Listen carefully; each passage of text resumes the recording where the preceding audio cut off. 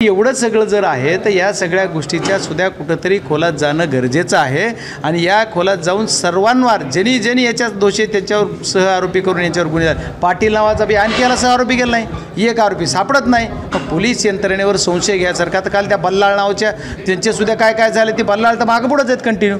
मग या बल्लाळ साहेबांचं सुद्धा एक वैयक्तिक व्हिडिओसुद्धा म्हणजे ऑडिओ क्लिपसुद्धा माझ्याकडे आली आणि त्याच्यानंतर त्याचं परत आता ऑडिओ आहेत सगळे. एवढं जर असेल की बल्लाळांचं सुद्धा तर या सर्व गोष्टी यांनासुद्धा SP साहेब आता आम्हाला वाटलं की खूप चांगले आहेत. आता SP साहेबांनी सुद्धा बीड जिल्ह्यात बघितलं पाहिजे की काय चाललं आहे. तुम्ही आता बरेच महिना 2 महिने झाला स्थिरावला असताल ना SP साहेब, तर मग आता तुम्ही या लोकांवर कारवाई करा.